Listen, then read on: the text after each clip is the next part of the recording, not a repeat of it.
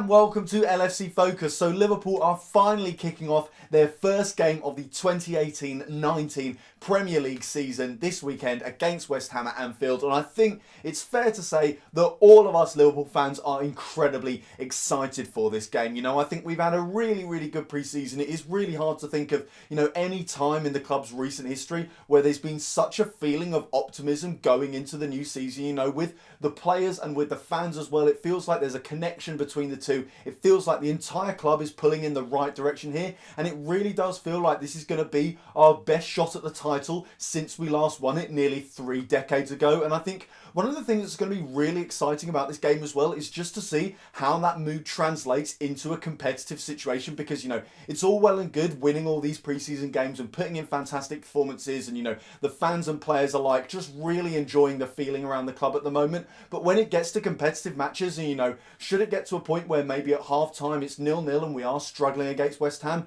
you do wonder whether that feeling is going to stay, and whether, if it does, is that what's going to help us get over the line? And if so, that could end up becoming a real factor in pushing Liverpool's season forward and actually pushing us towards a proper tilt at the Premier League title. I mean, with all the excitement around it and with how good we've been in pre-season, I think it's important not to forget that at the end of the day, as much as we want to see a fantastic performance from Liverpool this weekend, and all of us would love a 4-0 smashing of West Ham or something like that, it is all about the win at the end of the day this weekend, if I'm perfectly honest. If you offered me 3 points now, I'd take it no matter what, because as much as an amazing performance would be great, if it ends in a draw, it essentially means nothing, because you don't want to be putting yourself behind the rest of the pack on the first day of the season. You want to be laying down markers. We're playing before Man City, and they've got a real crunch tie against Arsenal just an hour or so after the full-time whistle will blow at Anfield. So we want to put pressure on them.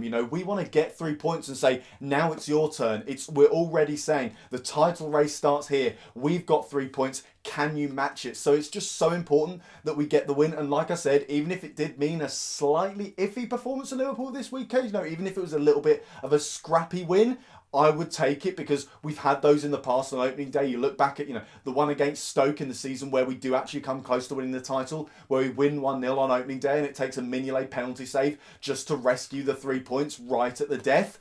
I would take that, because like I said, 3 points is going to be so crucial just in getting us off the mark and, getting all the tension away, because if you get that first win, it takes so much pressure off and will probably just lift the players going into the next few games before the international break. And yeah, the other thing that is going to be really exciting is going to be seeing a lot of players making their Premier League debuts for Liverpool. We've obviously seen a lot of Alisson, a lot of Keita, a lot of Fabinho and a lot of Shaqiri so far, but we haven't seen them in competitive matches at all so far, and I think it will be really interesting to see how they fare in a match where everything actually counts. I'm really excited to see how Alisson gets off along. Hopefully, he keeps a clean sheet. He puts in a few good saves. He puts any doubts about him to bed, because obviously, even though Chelsea are bringing in a keeper for an even bigger fee, there will still be a huge fuss made about Alisson, because we spent a hell of a lot of money on him, and it is obviously a problem position in the past for Liverpool. So I just hope that he gets in a decent performance, and settles any doubts to bed or anything like that. I think Fabinho is going to be an interesting one, because while some people have been a little bit unimpressed with him in pre-season, I don't think anyone hates him. I think everyone knows that Fabinho will almost definitely eventually come good at Liverpool. I think where we'll really see his effect on the side and where he'll be the most useful is in competitive games where it's the result that matters, because while sometimes the way he plays isn't pretty, it isn't always flashy. He's a great technical footballer, but sometimes he is about nasty fouls, just flying into tackles and stuff like that, and sometimes just boringly intelligent positional play and things like that. Those are the kind of things that will be really useful in terms of game management. So I think Fabinho will hopefully be a really important figure for us at the weekend. And then it will also just be exciting to see Keita unleashed for the first time in the Premier League, and hopefully he has an absolute stormer at the weekend. So looking ahead to the team news, there are a lot of injury problems and stuff like that surrounding Liverpool at the moment. The big question is, of course, around the centre-back situation. It does look at the moment, and I'm recording this in the night before I put it out, so as of Wednesday evening, it looks like Joe Gomez is still going to be okay. He obviously misses the game against Torino because of a slight precaution. I feel like, if the West Ham game had been last night, he probably would have played. It's just because he is going to be so important. His fitness is vital to ensuring he gets onto the pitch against West Ham, that we didn't want to take any risks, and we probably just sit him out of the game against Torino. So it does look like Joe Gomez is going to be okay, which is a huge huge boost for Liverpool because Lovren is still unavailable. You know, he played no part against Torino. I certainly can't see us throwing him in from the start of the game against West Ham, having had no prior time on the pitch in friendlies or anything like that. Matip is still injured, although it doesn't sound like it's been that bad for Joel Matip, so hopefully he's just out for this game and then he comes back in contention for the Crystal Palace game, and the same goes for Ranyar Klavan as well. So Liverpool are in a sticky situation with our centre-backs, as we saw when Fabinho had to play centre-back in the game against Torino. I mean, I really hope we don't have to do that at the weekend, if just because I really want to see Fabinho in that number 6 role. You know, like I said, I'm excited to see how he influences the game in a competitive match for Liverpool, and I don't think he does that as well from a centre-back role. So it's really good news that Joe Gomez is hopefully going to stay fit, and just fingers crossed that nothing on that changes between now and Sunday. In terms of other injury news and fitness news and stuff like that, it's a very interesting situation that Jurgen Klopp has now found himself in with Jordan Henderson, because up until before the Torino game, or at least a couple of days before the Torino game, Klopp was essentially saying that there is no way on earth that Henderson plays any part in the West Ham game. You know, he's saying he's had a really long and difficult season for Liverpool last season. He played an awful lot in the World Cup as well and was a really pivotal figure for Liverpool, for England at the World Cup. And he deserves his rest. You know, he deserves a bit of time away from the game. But you know, since he came on against Torino, it does sound like Jurgen Klopp is willing to change his mind on that. It looks like the manager's been impressed with what he's seen from Jordan Henderson so far. It looks like he's kind of been surprised by how well Jordan Henderson has hit the ground running. So while I would be sceptical to the idea of him actually starting the game, I think, you know, 20 minutes at the end of the game against Torino is very different from starting a competitive Premier League game. So, you know, maybe not that, but I think it will be interesting, the possibility that Henderson could at least play some part in the game against West Ham. And then the other two players that there were question marks over going into this game, or at least there were question marks a couple of weeks ago going into this game, Firmino and Trent only came back about a week and a half ago or something like that, somewhere along those lines. So there were always doubts throughout the summer that they were going to be ready to actually start on the first day of the season. But if you ask me, both of them look incredibly sharp in pre-season. You know, Trent Alexander-Arnold has looked fantastic. He has massively hit the ground running. Like I said in the post-match video for the game against Torino, it looks like he's actually already improving on what he showed for us last season. So that is fantastic as well. And Firmino has also got sharper and sharper as he's gone through pre-season, and he gets the goal against Torino. So I think he is absolutely ready to play in this game. So as for how the team is actually going to line up, I think Alisson is a bang-on, nailed player in goal. You know, Jurgen Klopp has already said that there'll be no messing about on Alisson. He wants him in the first team from minute one of the season, and I think it will just be absolutely fantastic to see Liverpool starting a Premier League game, starting a competitive match with a goalie that, you know, isn't just someone we can trust, but we actually look at and think, you know what, if we get in a difficult situation, you might end up winning the game for us here. So that is something for all Liverpool fans to really look forward to. And it's just a good thing because, you know, if we had Karius, there would be all sorts of questions going into this game about, you know, whether West Ham are going to target him, whether they're going to look to try and expose the weaknesses that it does appear he has in his game at the moment. So the fact that that sideshow is just completely negated by the appearance of Alisson just really helps Liverpool. And like I said, when I talk about this fantastic mood around the club and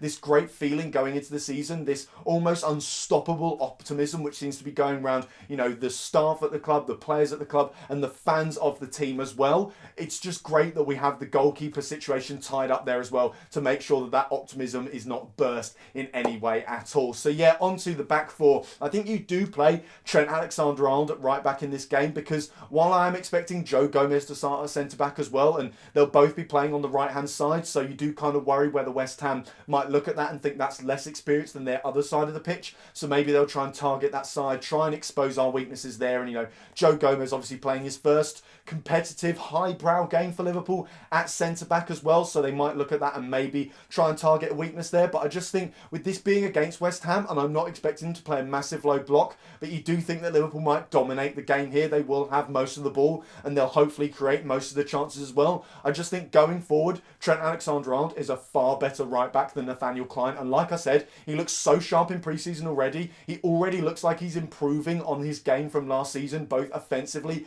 and defensively. So while people might look at it from the outside and think, oh, Trent Alexander-Arnold and Gomez, that's a bit wobbly on the same side, if you ask me, I'd actually really put a lot of faith in Trent Alexander-Arnold in this game because I think he is mature beyond his years. So yeah, you've got Trent at right back, you then got Gomez and Van Dijk will hopefully, barring any more injury crises, be the centre-back partnership for this game. And then I think Andrew Robertson is absolutely nailed on to start at left back. And then the midfield, this one's a little bit interesting. I think we're going to go with the same midfield that actually started the game against Torino. I thought there was a really good balance there. You know, they dealt well with Torino's low block. They created some chances. I was really excited to see the way that Keita and Wijnaldum operated in those half spaces between the defence and the midfield. And I just think Fabinho is the perfect facilitator for that. You know, his defensive abilities, his positional intelligence, the way that he does hang back an awful lot, just gives both of those midfielders a licence to get a lot further forward. And I think because of what happened last season with Wijnaldum and because his goal return was a little bit disappointing, I think we have kind of forgotten how good he is in front of goal, how much of a threat he can be, especially when arriving late in the box. You know, he was like that in his first season at Liverpool. It's something we saw the other night against Torino as well. When he gets his goal, it's a really good late run that just completely catches their defence off guard. And so I think if Wijnaldum is going to play at the weekend, and if he's got Keita to the side of him and Fabinho behind him, I think we could really be seeing the best of what he's got to offer for Liverpool. So I think that midfield three, Fabinho and Keita and Wijnaldum, would represent a really good balance for Liverpool against West Ham. And then the front three, no questions whatsoever. Salah, Firmino, Mane. I mean, there are obviously questions about whether you maybe include Sturridge and maybe include Shaqiri, and I think they certainly get some sort of game time because I think what either happens is if we are struggling, the strength of having Sturridge and Shaqiri on the bench is that they're game changers. They're not just people who you bring on and just hope that they're going to do something. You can bring them on and say, play this role and upset their defence in a way we haven't already done. So I think they will definitely play some part in this game, whether it's because Liverpool is struggling with half an hour to go or something like that, or whether it's just because we are absolutely cruising and we're thinking, well, you know, we want to give Firmino a little bit of a rest. Maybe we want to give Salah and Mane a rest as well to make sure that they are absolutely fit and firing for the game at Selhurst Park in 8 days' time after this. And we will probably see a little bit of Sturridge and Shaqiri in that capacity. So taking a look at West Ham then, obviously they're a very interesting team to look at the moment because there has been a lot of change over the summer. You know, they've binned off David Moyes. They've got a far better manager in Manuel Pellegrini, and they have recruited an awful lot of players. They've been very busy in the transfer market. I think I might not be correct on this, but when you stack up the fees that they've paid, Chelsea might have overtaken them. Now they've possibly signed their new goalie keeper from Athletic Bilbao, but their transfer fees, the amount they paid, I'm pretty sure was second only to Liverpool earlier on in the transfer window. So they've been active, they've been bringing in players, and the players that they've brought in have looked pretty good. You know, Felipe Anderson, Yarmolenko, going to be really interesting to see how Jack Wilshere gets on as well. So,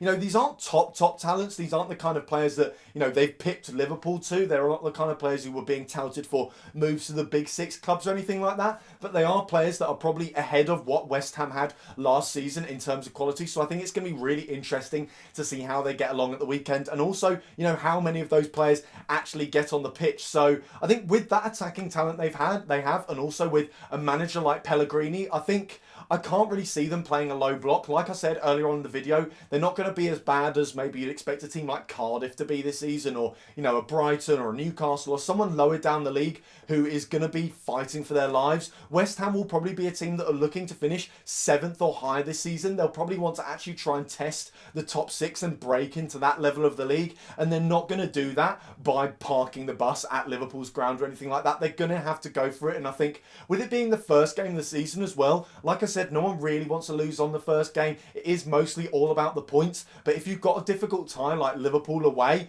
it's almost like a free hit. You know, you feel like you can go there, play well, and if you do get beat, you can at least look at your performance and say, well, there are still some good signs for the season ahead looking at that game. So I really can't see West Ham playing a low block, and I think that will hopefully help Liverpool in this game. I mean, when you look at their pre-season so far as well, because those are the only results we really have so far to judge them on, they've been all right. You know, they've been getting mostly wins, to be fair to them, but the standard of opponent hasn't quite been as high as Liverpool. So, I mean, I really can't see past a Liverpool win this weekend. I think whether it's a scrappy 2-1 or whether it's a 4-0 walloping, I think there's almost 100% chance, and I'm not tempting fate, I'm not trying to tempt fate or anything like that, but it really does feel like Liverpool are nailed on to get the 3 points this weekend, and I think we'll all be absolutely ecstatic if they do, because that will be a fantastic start to what will hopefully be a fantastic Premier League season. So that is all for today's video. Thank you guys very, very much for watching. If you did enjoy this video, then why not give it a like? If you're new around here as well, hit that subscribe button there. Check out some of the other videos that have been out on the channel over the past few days as well. Don't forget to follow at LFC Focus TV on Twitter,